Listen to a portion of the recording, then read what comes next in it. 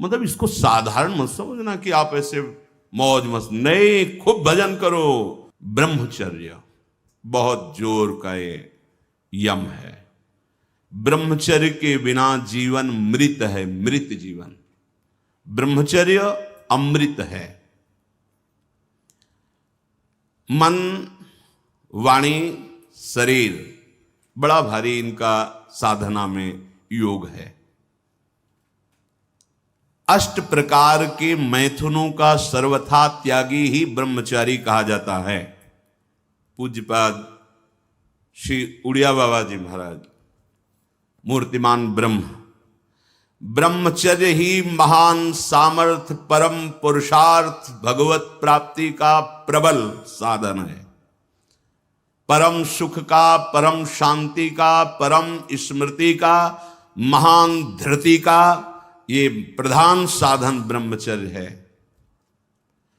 जो इस साधन से हीन है वो मृत हैं, खुद देख ले। स्मृति काम नहीं, शरीर में विशेष रजोगुण का प्रभाव, भोग वासना से जलता हुआ हृदय, छल कपट, आगे चलकर शरीर पीड़ा से युक्त हो जाना, बुझा बुझा स्वभाव रहना, हृदय में एक विशेष चिंता, कल्पनात्मक भय, विषाद और पशुवत आचरण, ब्रह्मचर्यहीन जीवन।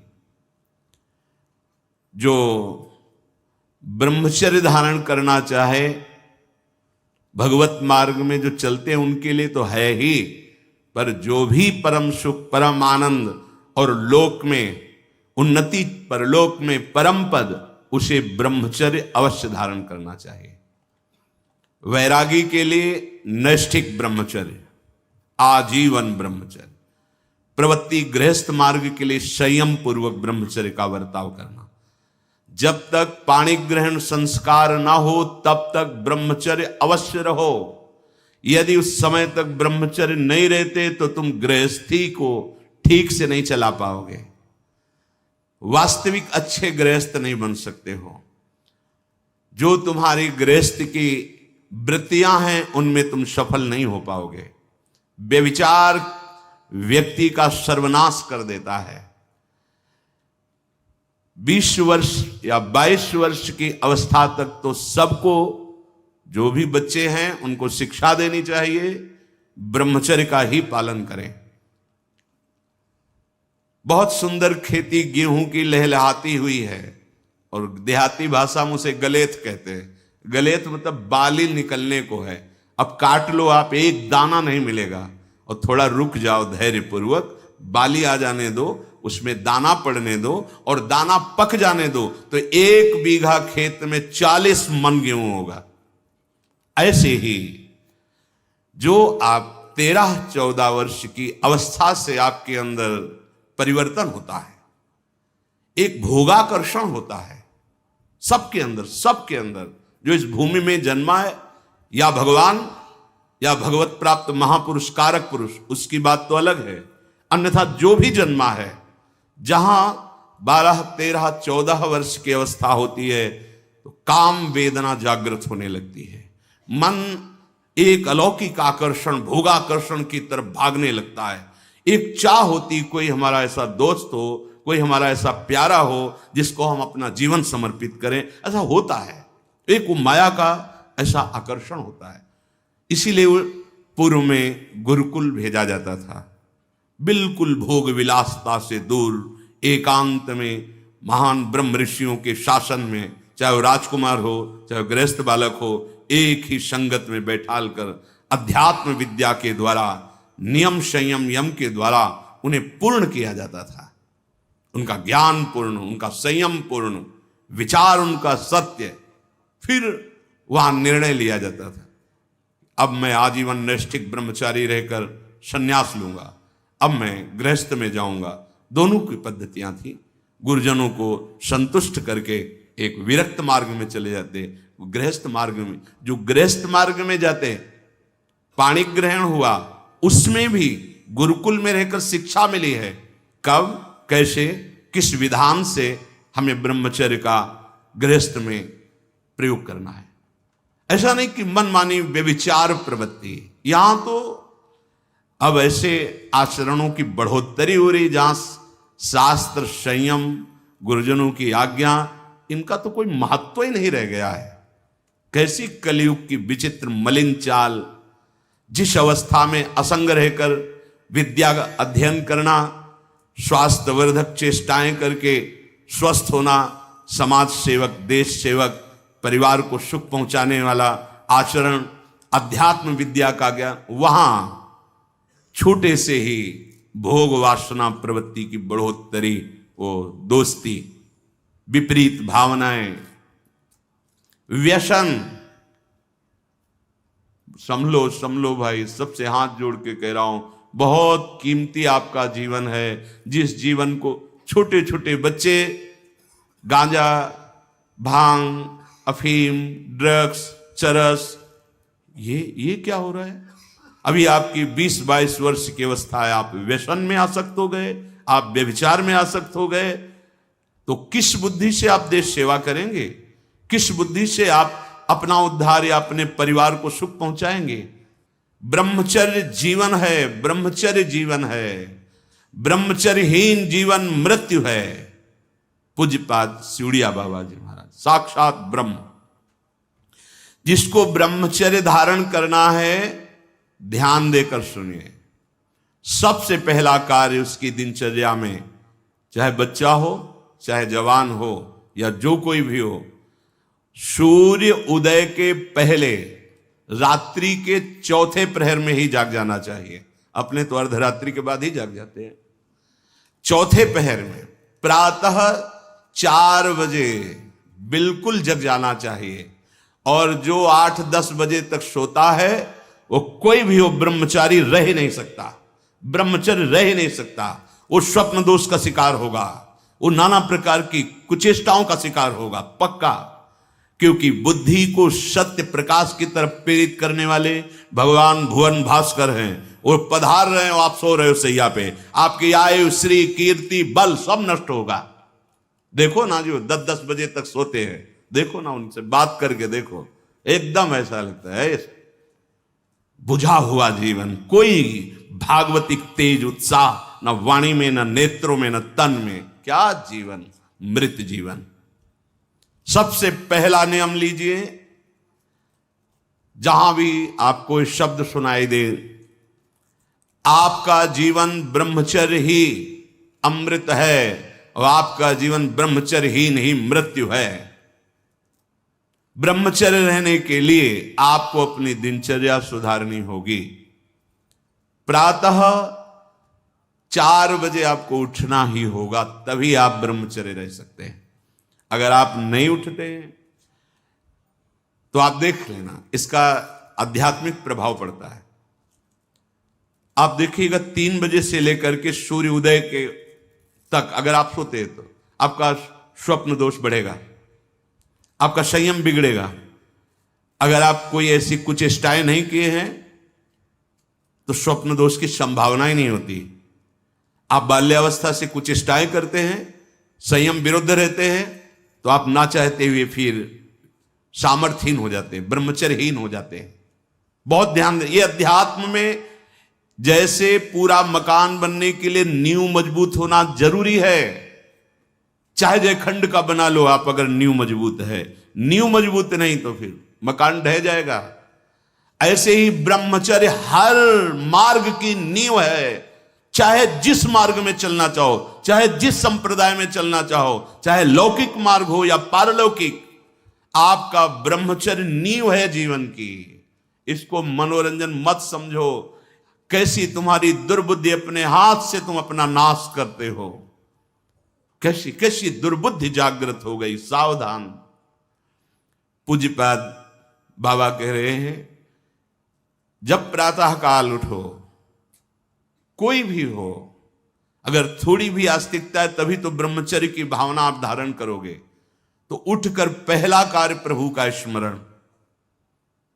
अपने तो प्रभु के स्मरण की सरसता प्राप्त करने के लिए पहले तो गुरुदेव और भक्तों का स्मरण, फिर प्रभु को।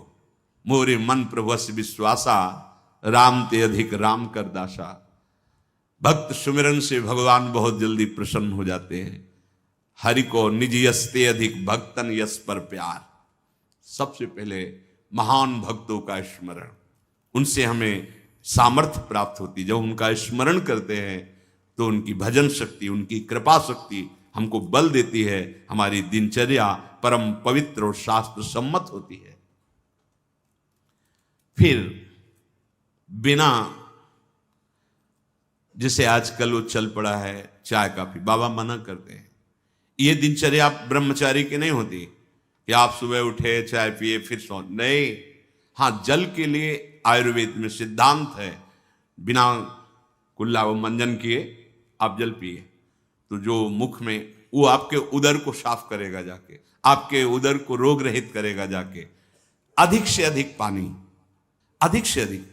अगर उल्टी हो जाती तो और अच्छा होता है। जैसे आप पिए 2-4-10 कदम टहले, आपको उल्टी लगे, अगर उल्टी कर दिया तो बहुत अच्छा हुआ, क्योंकि पित्त और सब गर्मी निकल गई, नहीं हो रही, पच गया है। फिर इसके बाद आप शौच स्नान आदि क्रिया कीजिए।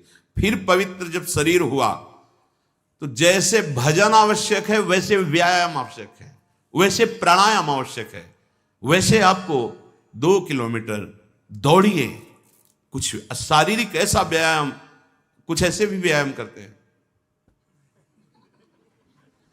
ये कोई व्यायाम पैरे से कर लिया, बहुत से। ये कोई व्यायाम का मतलब पसीना निकले शरीर से, आपके शरीर को 1-2 किलोमीटर दौड़िए। अच्छा, बाहर दौड़ने का नहीं तो जगह जगह ऐसी सुविधाएं आजकल हो गई, हो ट्रेडमिल, हाँ उसमें, और ऐसे कुछ साधन है जिससे करिए। ये भजन है। अगर शरीर स्वस्थ है, पुष्ट है, तो आप भगवत सेवा, देश सेवा सब कर सकते हैं। व्यायाम और जैसे भजन आवश्यक। अगर तुम्हें व्यायाम ही करना है, तुम जवान हो और 3-4 खंड की सीढ़ी, तो नीचे आओ, नीचे से ऊपर 11 बार उतरो, दौड़ो, अभी व्यायाम हो जाएगा। नीचे सीढ़ी से शुरू करो और ऊपर तक जाओ, फिर नीचे आओ, फिर ऊपर 11 बार कर लो, देखो पसीना आ जाएगा, दौड़ो। ब्रह्मचारी बनना है तो ब्रह्मचर्य पचाने के लिए भी तो चाहिए ना।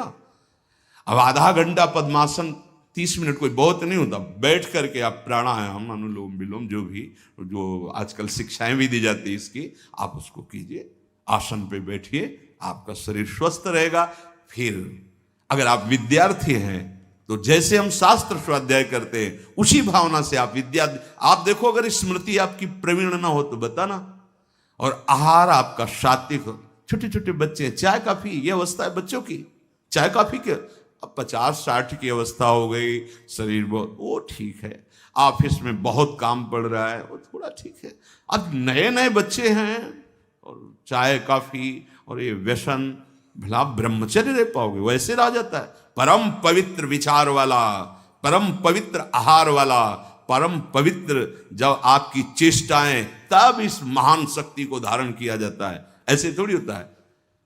बड़े बड़े महापुरुषों से मिल मिलकर, रो रो कर प्रार्थना करके आप बताइए, उपाय बताइए जिससे हम अपने साधन संयम को नियमित संयम में रख सके, ऐसे भाव से चल सके। आपको तो बिना किसी प्रयास के सुनने को मिल रहा है महापुरुषों की बातें। बिल्कुल समझ, आप रह के देखिएगा, एक नवीन उत्साह। और हारिएगा नहीं। आपने यदि गलत संस्कार बना लिए तो हारिए मत। कुछ समय तक बिना चाहे वो अभ्यास आपको गिराएगा, लेकिन आप बिल्कुल नियम संयम में दृढ़ रहिए, धीरे धीरे शांत हो जाएगा। ये आप धीरे धीरे शांत हो जाएगा। अब आपकी दिनचर्या में 2 प्रकार के ब्रह्मचर्य, एक आजीवन ब्रह्मचर्य, तो वैरागी का तो आजीवन ब्रह्मचर्य होता है। जो प्रवृत्ति गृहस्थ मार्ग में, उनका संयम का होता है।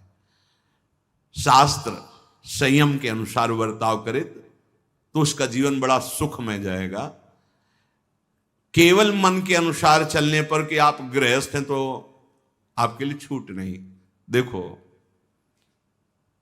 परम ब्रह्मचारी भीष्म जी अपहरण करके स्वयंवर में जीत कर जबरदस्ती राजकुमारी, वो एक राजधर्म है, मैं ले जा रहा हूं राजकुमारियों को महाराज विचित्रवीर के लिए हस्तिनापुर के सिंहासन पर आरूढ़ है, जिसकी ताकत हो छोड़ा, वो राजाओं का है।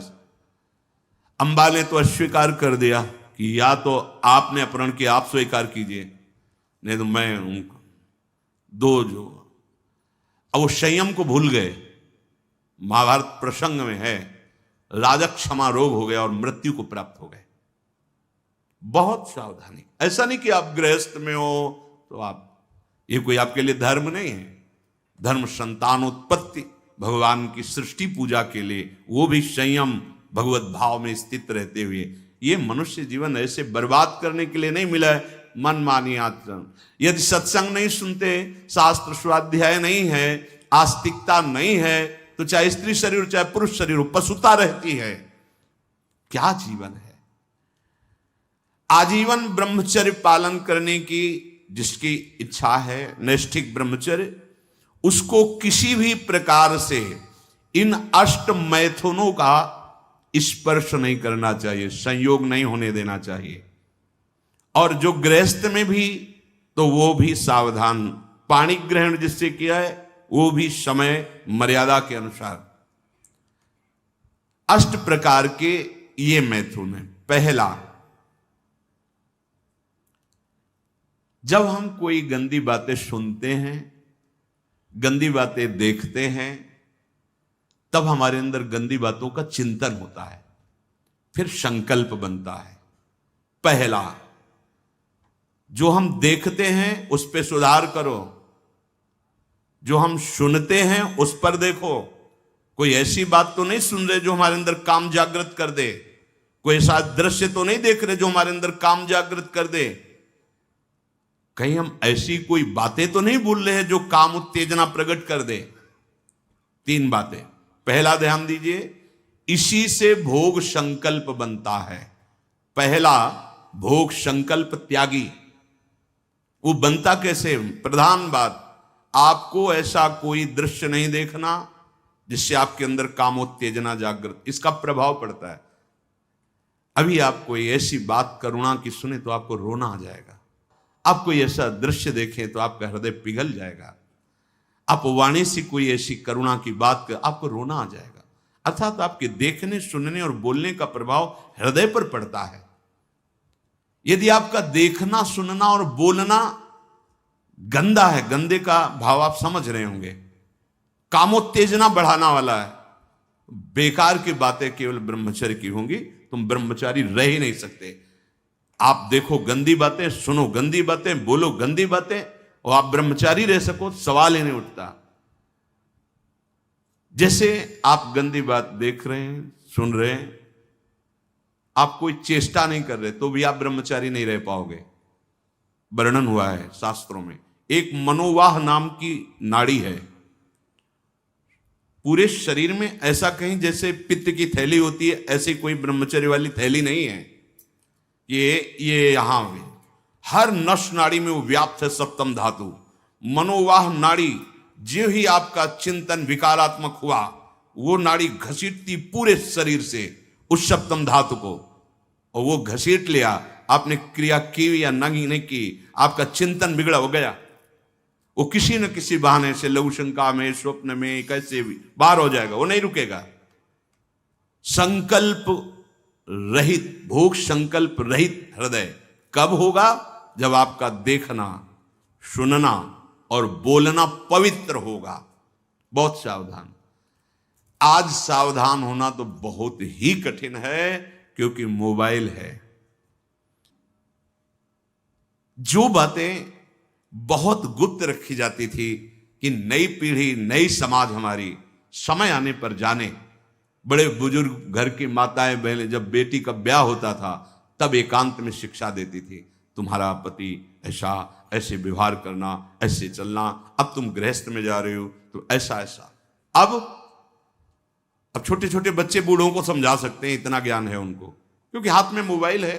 गूगल में सर्च करो, यूट्यूब में सर्च करो, आपको सब शिक्षाएं मिल जाएंगी, जिस मार्ग की, चाहे अध्यात्म मार्ग की या कुमार्ग की, सब भरी हुई हैं। और प्रायः कोई बिरला ही होगा जो मोबाइल रहित हो।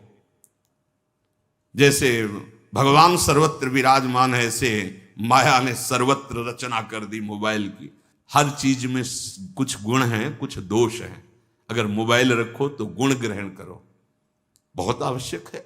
ठीक है, आप कहीं ऐसी जगह फंस रहे हैं, फोन कर दिए, सहयोग मिल गया, आप पुलिस को फोन कर सकते हैं, घर को फोन कर सकते हैं। जहां चिट्ठी जाती थी महीनों में, वहां मिनट में बात कर लो, बड़ी सुविधा है। लेकिन कुमार्गगामी प्रवृत्ति की सुविधा उसमें मत लीजिए। अगर आप वो बातें देखेंगे, आपके पास मोबाइल है, एकांत हुए और आप 4 साधक बैठकर या 4 नौजवान बैठकर आप अपने को संभाल नहीं सकते। एक दृश्य देखा आज आमिल ने कि एक वैश्या किसी के साथ जंगल में ऐसे, उस दृश्य ने नीच आचरणों में फंसा दिया। एक दृश्य देखा, सौभरी ऋषि ने मछली की 50 राजकुमारियों से ब्याह किया जाके मानधाता की। दृश्य ही देखने मात्र से भ्रष्ट हो जाना होता है। फिर आप उसको तो सर्च करके इच्छा करके देख रहे हैं। हाथ जोड़कर प्रार्थना है, इस आग से बचो। ये आग तुम्हारे सुकृतों का नाश करके, तुम्हारी जीवनी शक्ति का नाश करके तुम्हें ऐसे चिंता, शोक, ऐसे दुख में फंसा देगी, फिर नहीं निकल पाओगे। त्यागात शांतिरनंतरम, भगवान ने कहा। भोग के बाद शांति नहीं, तृष्णा पैदा होती है। भोग के बाद शांति नहीं मिलती है। कुछ क्षण के लिए वो कामना का भोग किया इसलिए शांत लगता है, फिर उसके बाद जो उसकी तृष्णा पैदा होगी, वो तांडव देख रहे उस तृष्णा का, पशुवत आचरण। हम बातें बड़ी ऊंची ऊंची धर्म की करते हैं, लेकिन नींव नहीं है धर्म की। ये ब्रह्मचर्य पूर्ण जीवन के लिए अमृत पद है। चाहे गृहस्थी में हो, चाहे व्यापारी हो, चाहे किसान हो, चाहे, और विरक्त मार्ग का तो यही मुख्य ऐसा आधार है जिसके ऊपर वो विविध प्रकार की दैवी संपदा का अनुभव करता है। पहला है, जो आप देख रहे हैं, सुन रहे हैं, बोल रहे हैं, वो कामोत्तेजना वाला नहीं होना चाहिए, क्योंकि उससे आपके मन में संकल्प बनेगा। संकल्प भोग का बन गया तो क्रिया हो या ना हो, आप ब्रह्मचर्य नहीं रह पाएंगे। एक बार परमहंस स्वामी श्री ओंकारानंद सरस्वती जी महाराज, साक्षात मूर्तिमान ब्रह्म, नजफगढ़, कानपुर, गंगा के किनारे, बहुत ही ज्ञान संपन्न महापुरुष, तो हिम्मत करके पूछा गुरुजनों से, तो अपनी बात, महाराज जी पूर्ण ब्रह्मचर्य रहने में कई ऐसे साधकों में परस्पर वार्ता को कहते स्वप्न दोष हो जाता है, तो हम कैसे अखंड ब्रह्मचारी माने जाएंगे। महाराज ने जो वचन बोले, यदि आप कोई कुचेष्टा नहीं करते और कुछ काल के बाद ऐसा होता है, आपने स्वप्न में भी कोई गंदे दृश्य या गंदी भावना नहीं देखी, स्वाभाविक आप जगे ऐसा, तो बोले जैसे उफान आती है किसी वस्तु में, वो वास्तविक जो ब्रह्मचर्य, जो संतानोत्पत्ति वाला, वो नहीं निकल पाएगा। उसके ऊपरी भाग का, उससे कोई हानि नहीं होती। यदि आपने कुछ चेष्टा पहले से अभ्यास की है और आपका स्वप्न में गलत संकल्प बन गया है, फिर वो वैसा माना जाएगा। इसलिए संकल्प का त्याग करे, कभी कुचेष्टा न करे। स्वाभाविक कभी खान पान बिगड़ गया या कभी स्वाभाविक ऐसे अधिक श्रम, अधिक थक जाने से ऐसा हुआ, तो बोले वो ब्रह्मचर्य खंडन नहीं माना जाता, ऐसा उन्होंने बताया। दूसरा, अब हम सामने तो आंख नहीं मिला रहे काम भाव से, लेकिन हम छुप करके किसी शरीर को देख रहे हैं। किसी शरीर का प्रयोग इसलिए किया कि चाहे जो साधक हो, जिस भावना का साधक हो, काम भाव से किसी भी शरीर को देखना, वो उसके लिए अष्टमैथुनों में आता है और वो ब्रह्मचर्य नहीं धारण कर पाएगा। भावनाएं हैं अलग अलग, काम भावना का अलग अलग आरोप शरीरों में किया गया है। समय परिवर्तन के साथ बुद्धि का परिवर्तन होता जाता है, कामनाओं का अलग रूप होता चला जाता है। जो हमने कभी शास्त्रों में नहीं पढ़ा वो देखने को मिल रहा है। किसी भी शरीर की तरफ छुपकर या किसी बहाने से काम भाव से देखना, अगर ऐसा देखते हैं तो आप अष्टमैथुनों के अंतर्गत है और आपका भाव बिगड़ जाएगा, आप संयम से नहीं रह पाएंगे। एक बार दृष्टि भूल से चली जाए उसे देखना नहीं कहते। जैसे आप मारो, अचानक दृष्टि गई, बस आप हटा लीजिए। जैसे यमुना स्नान करने गए, गंगा स्नान करने गए, यहां जहां सब परिवार के परिवार स्नान करते, अचानक दृष्टि गई है, अब दोबारा नहीं देखना। अगर दोबारा देख लिया तो अष्ट मैथुन के अंतर्गत आता, वो आपका भाव बिगाड़ देगा। भूल से दृष्टि चली जाए तत्काल उधर से दृष्टि हटा ले। किसी भी माता बहन को, जिसको जो गृहस्थ में पाणी ग्रहण किया वो अर्धांगिनी, इसके अलावा जहां भी दृष्टि जाए अपनी दृष्टि को सुधारना है। जैसे हम अपनी मां के पास रहते हैं तो क्या भाव हो, कोई गलत भाव थोड़ी आता। अपनी बहन के साथ रहते हैं तो क्या गलत भाव आता है? वो तो राक्षस है जिसके अंदर गलत भाव है, वो मनुष्य थोड़ी है। अरे बहन बेटी मां है तो परम पवित्र, इनके तो चरण रज माथे पे रखते हैं, माथा इनके चरणों में रखते हैं। देखो कितनी सुंदर रीति हमारी, ने तो देखा है कभी बेटी से पैर नहीं छुआते थे पिता, पैर छूते ही थे। हाँ, बेटी के पैर छूते, ए देवी दुर्गा के स्वरूप मानते, एक कन्याएं ये सब भगवती का स्वरूप है ऐसा मान। और बहन जब राखी बांधती है तो भाई तो माथा रखता ही है, चरण छूता ही है, पूज्य भाव रखना। ऐसे ही जननी सम जान ही पर नारी, ये सब भगवती अम्बा की अंश स्वरूपा है। अपने लोग तो सब श्री जी की सखियां हैं, लाडली जी की दुलारी प्यारी सखियां हैं, अपने को ऐसा भाव। अगर हम स्त्री को, किसी भी स्त्री शरीर को देखकर भोग भावना करते हैं, हमारा पतन निश्चित है। कोई क्रिया हो या ना हो, यह चिंतन वाली बात है, ध्यान रखना। किसी भी माता बहन को भोग बुद्धि से, जैसे शास्त्रों में कहा गया नरकस्य नारी, बात है कि तुम्हारी भोग भावना जो नारी के प्रति है यह नरक पहुंचा देगी। त्रिविधम नरकस्येदम द्वारम नासन मात्मनः कामः क्रोधा तथा लोभा तस्मा देत्रयम त्यजेत। माताओं बहनों की तरफ देख करके काम भाव से उनको देखना तो तुम समझ लो नरक जाने का रास्ता फिट कर रहे हो। त्रिविधम नरकस्येदम, शास्त्रों ने तो जगदम्बा कहा है, शास्त्रों ने तो मां कहा है इनको, जननी सम जानो पर नारी। कहां जगत की जो वार्ता है वो कहां शास्त्र के विरुद्ध पहुंच रही। शास्त्र उसको कह रहा है जो माताओं बहनों को गलत दृष्टि से देख रहा है कि नरक, ये तुम्हारे नरक का हेतु बनेगा जो तुम देख रहे हो स्त्री को काम भाव से। आगे कह रहे हैं किसी भी तरह से खिलवाड़ करना। बच्चे हैं, बच्चियां हैं, अब उनको तो ज्ञान नहीं है कि आप गलत स्पर्श कर रहे हैं, आप गलत ढंग से छू रहे हैं, और आप अपनी वासना का पोषण करने के लिए छोटे बच्चों को, बच्चियों को गोद में बैठा ले, खिला रहे, और आपकी भावना दूषित हो रही। ये सत्संग है, बहुत होश में सुनिए। साधु हैं या परमार्थ के पथिक हैं या गृहस्थ है, अंतर में बैठा हुआ अंतर्यामी देख रहा है आप क्या देख रहे हो और आप क्या सोच रहे हो। बस जो ब्रह्म स्वरूप महापुरुष हो गए स्वयं बालकवत, वो खेल रहे हो, विचरण कर, तुम्हारी स्थिति नहीं है। अंतर की वृत्ति भ्रष्ट होने में देर नहीं लगती है। वो अबोध अवस्था को प्राप्त बालक बालिकाएं हैं। भगवान का स्वरूप मानकर दूर से, अगर वैराग्य मार्ग के पथि को दूर से स्पर्श करने का अधिकार नहीं, स्पर्श करने का वो ब्रह्मबोध संपन्न महापुरुष जो स्वयं बालवत परमहंस अवस्था को प्राप्त, वो बच्चों के साथ खेलते हैं जहां कामना की कोई गंध ही नहीं, ब्रह्म स्वरूप है अपने होश में।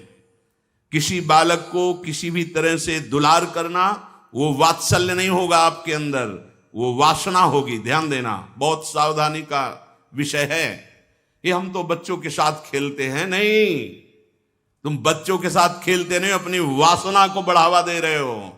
उपासक उपासना का बढ़ावा करता है। दूर से देखो, चरणों में प्रणाम करो, मेरे लाडली लाल इन्हीं बच्चों में खेल रहे, प्रणाम किया निकल गए। ऐसा किसी भी तरह से स्पर्श करने का अधिकार नहीं है। वो महापुरुष जो भगवत प्राप्त है वो खुद वैसे धूल दूषित उनके साथ खेल रहे, उनकी क्षमता हमारे हृदय में नहीं जागृत है, चूक हो जाएगी। बहुत सावधानी का। एकांत में किसी भी तरह का व्यवहार करना विपरीत शरीर से, काम चेष्टा नहीं कर रहे, पर हंसी मजाक, छूना, खेलना, बातें करना, वो आपको भ्रष्ट कर देगा। सावधान। विपरीत आकर्षण जहां आपका काम भाव बन सकता है, एकांत में नहीं। व्यवहार करने के लिए जिनको सेवाएं मिली हैं 2-3 एक साथ, तब व्यवहार कीजिए। अकेले वार्ता करने वाला अपराधी माना जाएगा। क्यों? अकेले वार्ता में माना आप दूषित नहीं, लेकिन दूसरे की दृष्टि भावना दूषित हो सकती है कि ये स्त्री शरीर और ये पुरुष शरीर, कहीं कोई ऐसा तो नहीं, तो आपने गलती नहीं की, लेकिन आपके आचरण ने दूसरे की श्रद्धा बिगाड़ दी। नहीं, आपको ऐसा भी आचरण नहीं करना कि दूसरे की श्रद्धा में भी दोष आवे, क्योंकि आपका आचरण ही दूसरे के ऊपर प्रभाव डालने वाला है। एकांत में कोई भी ऐसी हंसी मजाक चेष्टा विनोद, भले भागवतिक हो, लेकिन विपरीत शरीर जिसमें काम भावना होती, नहीं करना चाहिए। समाज में बहुत सावधानी पूर्वक व्यवहार करना चाहिए। एकांत में किसी भी ऐसे विपरीत शरीर का ऐसे हंसी मजाक करते हुए स्पर्श करने से भावना में काम प्रभाव जागृत हो जाता है। बलवान इंद्री ग्रामो विद्वानमपि करसति, साधारण की तो बात जाने दो। किसी भी जीव को मैथुन करते हुए एकाग्रता पूर्वक देखना, मानो कोई पशु पक्षी आदि ऐसे मैथुन धर्म से अचानक दृष्टि गई, राधा राधा राधा, अगर आपने एकाग्रता पूर्वक देखा तो ये दृश्य आपको भ्रष्ट कर देगा। फिर मोबाइल में देखने वाली तो बात ही जाने दो। अचानक दृष्टि गई किसी पशु पक्षी आदि में, राधा राधा, अपनी दृष्टि नीचे की चल दिए। अगर उसका चिंतन बना, उसको एकाग्रता पूर्वक देखे तो कुछ क्रिया नहीं होगी। मनोवाह नाड़ी इतनी सामर्थ्यशाली, जहां चिंतन हुआ काम का, वो पूरे शरीर से सप्तम धातु को, ब्रह्मचर्य आपका क्षीण हो जाएगा। बहुत सावधानी की जरूरत। वीर्य, प्राण, मन, इन तीनों का परस्पर घनिष्ठ संबंध है। एक भी स्थिर हो जाए तो तीनों स्थिर हो जाएंगे। ब्रह्मचर्य ठीक, मन एकाग्र और प्राण सूक्ष्म। सूक्ष्म प्राणों के द्वारा ही परम योग को प्राप्त किया जाता है। स्थूल प्राण, बहुत खाना, बहुत चर्बी बढ़ाना, ये साधन हो पाएगा? शांत ऐसे आटा लगा दिया जाए, उड़े ना। श्वास प्रश्वास चल रही, उस आटे पर धक्का भी नहीं लगना चाहिए, तब समझना चाहिए कि प्राणवायु सूक्ष्म हो रही। इन बातों का कोई ध्यान ही नहीं हो रहा, बस मनमानी आचरण। बहुत इतना खा लिया और उसी को पचाने में पूरी शक्ति लग गई। भजन और एकाग्रता और इंद्रिय संयम तो बात जाने दो, इतना पा लिया। वीर, प्राण, मन, तीनों का परस्पर घनिष्ठ संबंध है और उपासना में तीनों का बहुत बड़ा योगदान है। प्राण सूक्ष्म, देखो नाम जब आप श्वास लेते हैं आराम से, और नाम चल रहा है कशा, फिर श्वास आराम से, नाम चल रहा है। अब स्थूल प्राण है, बैठे हो, सुनाई दे रही आवाज प्राणवायु, सांप की सी फुसकार निकल रही, आप साधक हैं, आप उपासक। इतने स्थूल प्राण, तो आप मंत्र कहां चला पा रहे हैं? इसका मतलब मंत्र नहीं चल रहा। आराम से शांत श्वास। प्राण जिसका ब्रह्मचर्य ठीक है, बिना प्राणायाम के भी वो सूक्ष्म हो जाएगा। जिसका प्राण सूक्ष्म है, ब्रह्मचर्य ठीक है, मन को एकाग्र करने के लिए ज्यादा श्रम नहीं करना पड़ता। ये तीनों एक तार जुड़े हुए हैं। ब्रह्मचर्य ठीक नहीं, मन भयानक चंचल बदमाश होता चला जाएगा, गंदी से गंदी बात पेश करेगा आपके सामने, गंदे से गंदे आचरण करेगा, भूल जाएगा कि हम मनुष्य हैं, पशुवत आचरण में उतार देगा। ब्रह्मचर्य, प्राण, मन, तीनों का परस्पर बहुत घनिष्ठ संबंध है। एक स्थिर कर लो, ब्रह्मचर्य, बहुत गंभीरता स्वभाव में आ जाएगी। ब्रह्मचारी का स्वभाव गंभीर होता है, विचार परिपक्व होता है, स्मृति प्रवीण होती है उसकी, और हर कष्ट सहने की सामर्थ्य होती। गर्मी, सर्दी, बरसात, पीड़ा, अपमान, निंदा, वो महान शीतलता अंदर प्रदान करता है। मस्ती एक रहती है, और कहीं निरंतर भजन और ब्रह्मचर्य, फिर क्या दुर्लभ रह गया संसार में उसके लिए। इसलिए हमारे शास्त्रों ने, ब्रह्म ऋषियों ने ब्रह्मचर्य पर बहुत जोर दिया है। ब्रह्मचर्य रहने वाले उपासक को इन बातों का ध्यान देना चाहिए। यदि कब्ज पेट में रहेगी तो बिना क्रिया के भी ब्रह्मचर्यहीन होने लगोगे। गर्मी बर्दाश्त नहीं ज्यादा। ये जितने नए पदार्थ पाने वाली लोलुपता है, ये सब ब्रह्मचर्य नाश करने वाली। ये जो आप जिसे पिज्जा कहते हैं, इसमें जो ऊपर लेप लगाए जाते हैं, जो बनता है वो गरिष्ठ है, बहुत गरिष्ठ है। पाचन तंत्रों पर भारी प्रभाव बनाकर एक कब्ज बनाने वाली चीजें। आपको ये 32 दांत दिए गए, खूब अच्छे से चबा चबा के लुगदी में थोड़ा खाओ, बहुत देर चबा कर स्वाद लेकर के अंदर जब किया तो जो मुख में पाचन, यहाँ वो जो थूक आदि निकलते हैं, उससे ऐसे रस होते हैं जो उसको पाचन करते हैं। बहुत संभाल, ये भोजन का बहुत योगदान है। अगर कब्ज हो रही है तो ये अनुभव में लाई हुई वस्तु है, ये ईशबगोल की भूसी और छोटी हर। जैसे 1 चम्मच 1.5 चम्मच ईशबगोल की भूसी, और अगर आप पहली बार तो आधा चम्मच वो हर, छोटी वाली हर मिला लीजिए और 250 ग्राम दूध में पा करके शयन की। वो ऐसा नहीं करेगी कि आपका एकदम पेट साफ कर देगी। 10 दिन 15 दिन लगा, वो धीरे धीरे आपकी आंतों से वो ऐसा, यही सेवन किए, बहुत समय तक सेवन किए। क्योंकि कभी ऐसे जैसे रूखा सूखा मिला, कभी ना मिला, तो ऐसे कब्ज की तो ये पास रखते थे, थोड़ा ईशबगोल की भूसी और हर। दूध ना मिला तो थोड़ा पानी से ले लिया, थोड़ा कम प्रभाव पड़ेगा, पर वो धीरे धीरे। अति ऐसी औषधियां जो आंतों को जाके, वो भी नहीं ठीक है, क्योंकि वो सीधे इतनी गर्म होती है, ब्रह्मचर्य का नाश कर देगा। बहुत संयम की आवश्यकता है ब्रह्मचर्य के लिए। तो कब्ज मत होने दीजिए, और जल की कमी नहीं होनी चाहिए। 2.5-3 लीटर जल तो होना चाहिए। आपकी जो एसिड बनती है, आपकी आप लघुशंका जो होती है, उससे आपके स्वास्थ्य को लाभ मिलता है। सुबह से शयन तक 2.5-3 लीटर पानी पीना ही चाहिए, यदि आप संयम से चलना चाहते हो। मैदा और गरिष्ठ वस्तुएं, चाय और कॉफी ब्रह्मचारी के लिए निषेध है। अब नौजवान बच्चे हैं, चाय और कॉफी भैया काहे को? 60-50 की अवस्था है, शरीर थोड़ा रुग्ण जैसा, तो आप चाय आदि ले लीजिए। आपको चाय की क्या आवश्यकता है? आपका तो ब्रह्मचर्य खुद इतना पावरफुल कि चाय और कॉफी तो विघ्न है आपके लिए। बहुत कलयुग का बड़ा भारी प्रभाव है।